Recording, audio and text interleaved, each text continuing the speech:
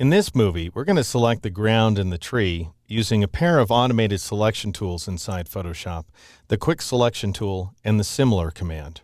And I'm going to switch to the Quick Selection tool, which is located directly under the lasso. Notice it has a keyboard shortcut of W, and that's because the Quick Selection tool shares a flyout menu with the magic wand.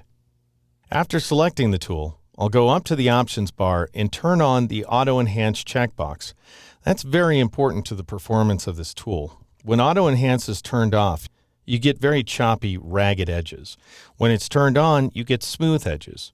Now, theoretically, that might cause a performance hit where Photoshop is concerned, but I've never experienced one, and you do get much better results.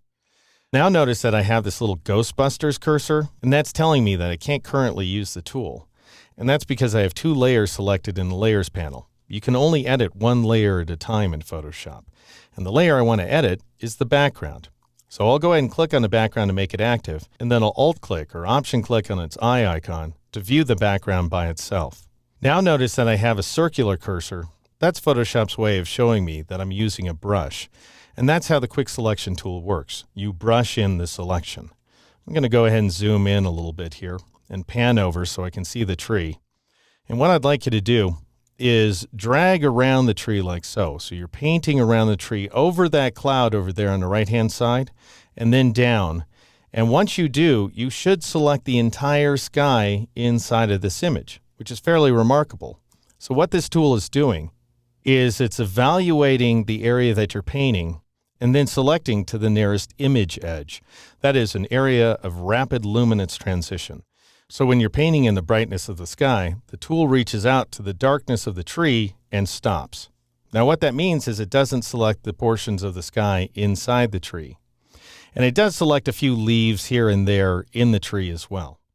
To get that area of sky in the tree, we need to take advantage of a command under the Select menu called Similar. Similar goes ahead and selects those colors that are similar to the selected pixels throughout the image. So it'll jump inside the tree.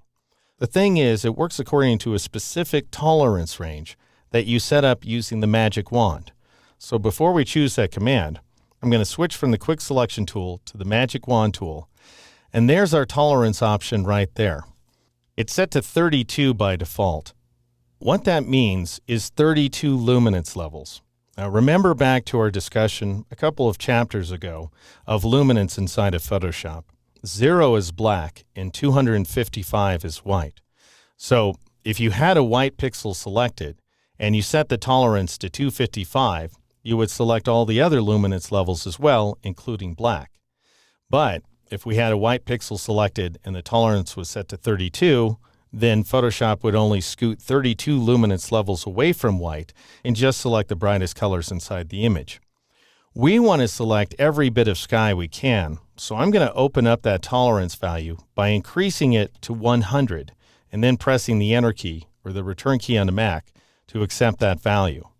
Now let's go up to the Select menu and choose the Similar command. And Photoshop goes ahead and grows the selection to include every little bit of sky it can find.